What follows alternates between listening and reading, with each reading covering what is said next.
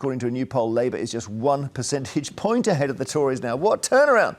The Prime Minister's approval rating has taken a nosedive from a high of 11 to minus 36. He's now less popular than Nigel Farage and Rishi Sunak. It comes after another separate poll by YouGov earlier this week found almost 60% of people described the government as sleazy after weeks of rows over freebies. So let me just show you how it's all gone wrong for him. And we've got the famous Stamer pothole that the government seems to have fallen into here. So where do we even start? Freebies we mentioned. You can go through the free specs and Arsenal tickets, Taylor Swift as well. The prisoner release, you can see there the train driver pay deal. The two-child benefit cap was a Conservative policy which they kept. Sue Gray getting the sack was one of them. The prisoner release. Of course, the winter fuel payment was a huge one. There's a whole load of stuff that is in this pothole, and he's wandered into it. And I don't know, Harriet, I've seen you making the odd comment saying, we could have avoided this, we could have avoided that. There's a lot there, isn't there? Well, if I was doing that graphic, I'd put some other things on it. I would have had another bit of a fence post, and I would have had on it really determined to sort out the public finances, which have been totally an unstable mess, handling the riots very well. As far as prison release is concerned, I mean, there was an emergency situation which he had to deal with because the prisons were overflowing. And, you know, obviously we'd have wanted him to have a smoother and better start than he's actually been able to have. But to be fair, he did always say it was going to be very bumpy and it's going to be very difficult because of the situation he's inherited. I think that, I was pleased to see today that they're doing some more sorting out of the mess that was left behind the lack of decision about HS2.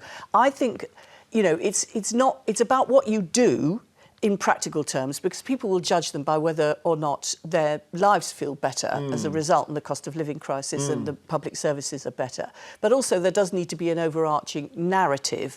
They need to be explaining clearly what they're doing each day so that people can see, right, what's the government doing today?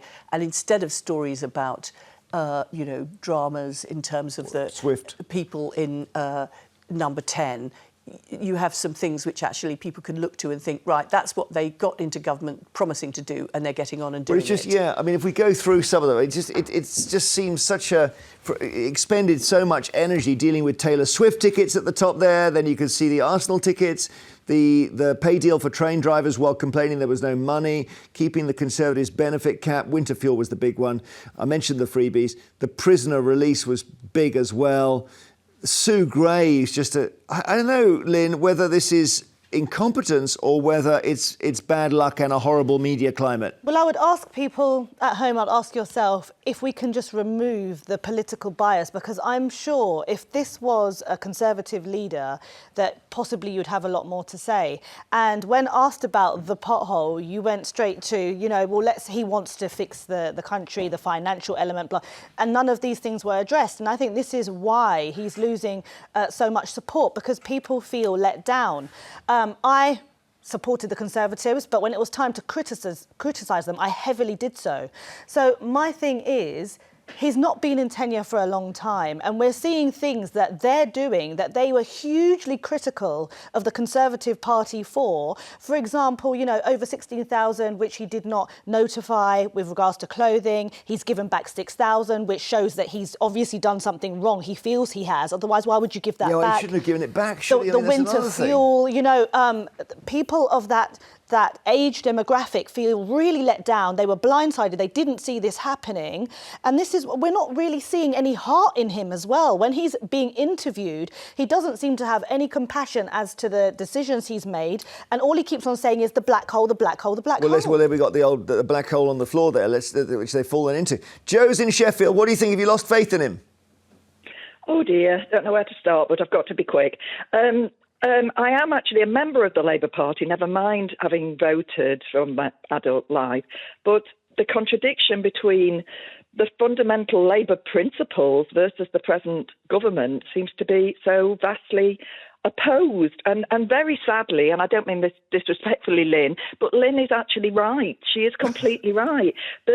I am very, very concerned on a national level, but I'm personally very, very frightened about the 30th of October and the autumn budget, because what is coming next? Disability benefits. The budget has become this almost a hurricane now, which hasn't even happened yet. And it's like the forecasting of it has got completely out of hand, Harriet. Yes, but Jeremy, the Labour Party have caused that. Have they? You think so? I do, because they've caused this ammunition by making reckless decisions that have put the fear into people that something horrible is coming next. I mean, I've really read stories about people it. cashing in their pensions and stuff. They're not upholding their principles. They're good socialists, if you're that way inclined. Keir Starmer in the past has said, I'm a socialist. They're not upholding the Labour standards of what they believe in. And I think that's what people's frustration is. OK, I'll come to you, Harriet, in a second. Let's just go to Judith in Flintshire. Hello, Judith. Well, hello, Jeremy. Have they fallen down a hole? Yeah. I don't trust. I've got no faith in Stamer whatsoever. He's only been in 3 months, and look at the damage he's done already. Right? I've never been a Tory, and I've always voted Labour. But this time, and for years, I haven't voted anyway, because they all go back on the promises that they make. But it's funny, Judy, because the government that Harriet was part of, the Blair government, your honeymoon lasted 4 years. There were no negative stories for years. Well, I think you're having false memories. Well, I mean, Eccleston was the only one. No, because there was a huge drama, and in fact 47 Labour MPs voted against the government within months of having arrived in the House of Commons, because there was such a big rebellion. So there were... On what, though? What was it? Well, that was on the lone parent benefit cuts, because we promised to keep within the Tory spending limits, and... You know, a lot of Labour MPs didn't agree with that, and it was very painful and turbulent. Even his former secretary, Blair, has come out and said, you know, what Keir Starmer is doing is disastrous. But I don't understand, Harriet, why you support it, because you brought in the winter fuel payment. So why would you support cancelling it? Well, I think the overall context is the first thing, is that when Rachel Reeves got into the Treasury, we knew it was going to be a difficult situation because the economy had been mismanaged. Surprised. Yeah. No, but actually... We weren't born yesterday. But the OBR, the Office of Budget Responsibility, said that there were things which they had not been warned about, which were in-year, unbalancing of the books, money being committed. So that's the first thing. So then you pay the train drivers more. Well, the second thing is on winter fuel payments, is that there's a lot of people who are extremely well off who don't need winter fuel payments. So the idea was to actually make it more means tested, and that's why it's only going to those people who are on pension credit. I can't believe you support it. No, but it's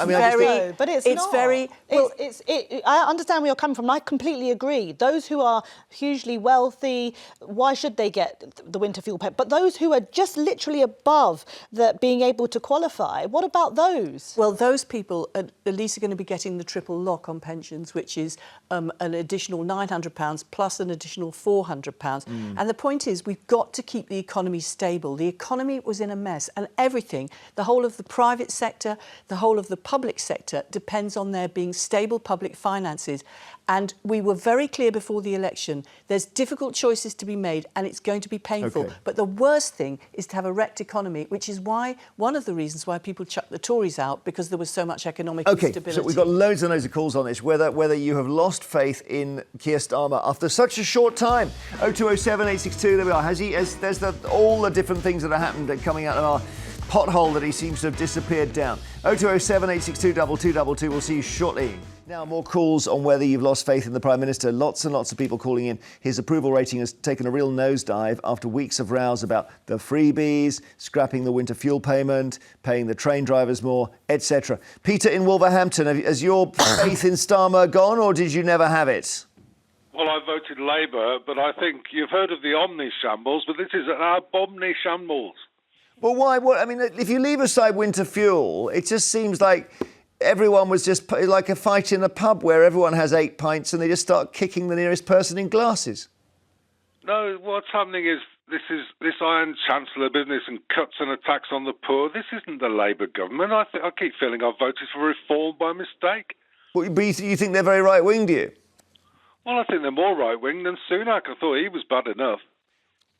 Okay, that's an interesting take. I hadn't thought of that, Lynn. I mean, they don't come over as very right-wing to me. I don't feel that they're right-wing. I think they're classic champagne liberal sort of left-leaning that pretend to want change, pretend to be the socialist, pretend to be for the working man. But when it comes down to it, cronyism, nepotism, all the rest of it. Thanks, Peter. Amanda in Lancashire. Hi, Amanda. Hi. Have you lost faith in Keir Starmer? No. I was actually a delegate at the national conference, and I did actually come away feeling possibly more positive than most. And the Winterfield payment, they haven't actually taken it away, the means of testing it. And as for the freebies, that's, freebies have been around since time immemorial, and all parties have done it. So the Arsenal thing, they give him the box. He already had a season ticket. It's like they can't pick on anything particularly bad, except for the Winterfield payment, so they'll pick on everything else. But why did the Labour Party criticise so heavily the Conservatives for the same sort of rhetoric of this whole freebies? And they didn't disclose everything, and Keir Starmer has actually given some of the money back. Amanda?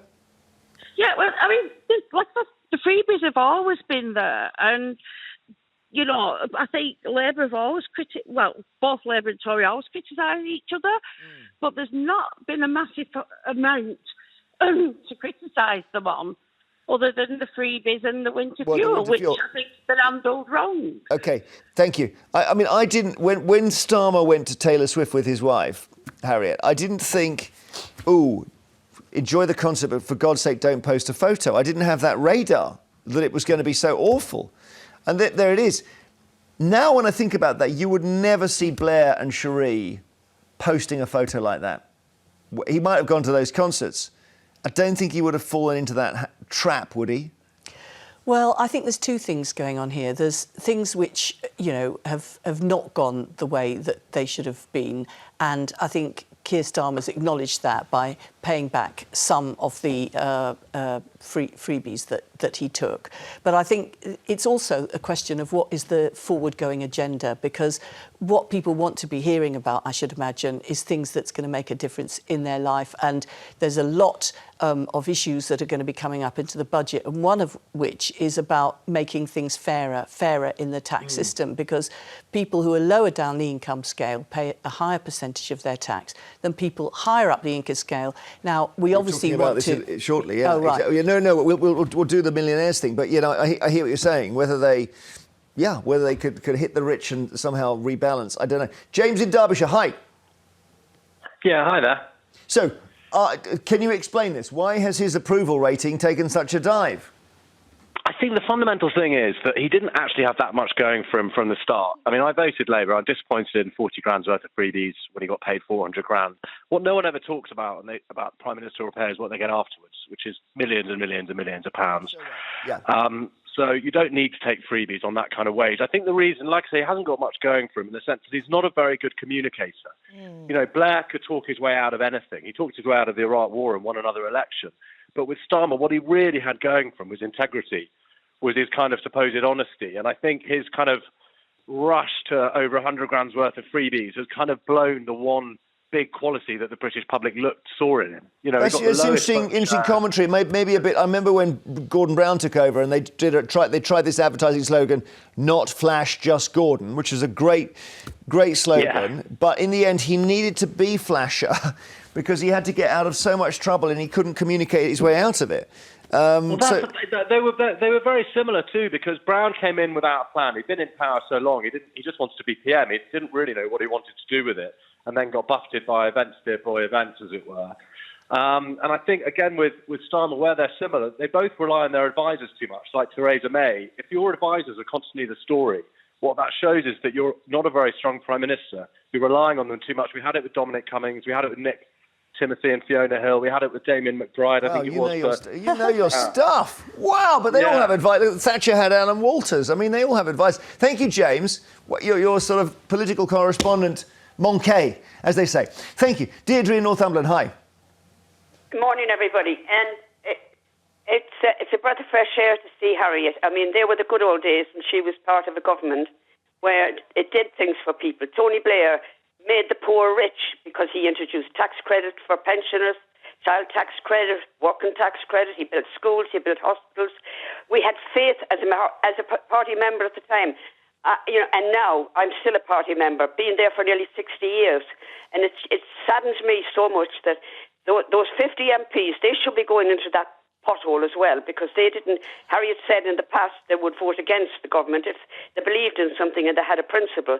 But those 50 MPs abstained because they were threatened with, molten thunder if they didn't. And I know that because I've been told it from some of them. It gives me no hope. I go out and I'm talking to people every day. I'm going to get dark glasses because people will stop me and say, "What's happened to your party? What's the matter with your leader?" Deirdre, you the one whose husband was in politics? Sorry? Was your hubby in politics, or remind me? Yes, he was, and he would have probably been one of the ones who voted against. Remind me the name. Ronnie Campbell. Ronnie Campbell.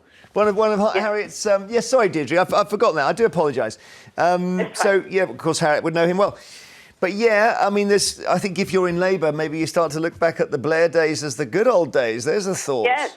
Well, he hasn't. Absolutely. Yeah, he hasn't declared war on anyone yet. There is that for Keir Starmer, I guess. Believe me, I know he has. Yes, I mean he's turning into a bit of a dictator, and I shouldn't say that, but that's how people view him, and people in the party view him. Yeah. And I know for a fact that's how they see him. Is he only wins when he has a iron fist over people. And I'm just, by the way, Deirdre, I'm remembering that Ronnie, I think, died in February this year. So our thoughts with you on the loss of your husband. He would be turning in his grave at this moment in time. Well, thank you so much for calling. Keep calling, Deirdre. Lots of love.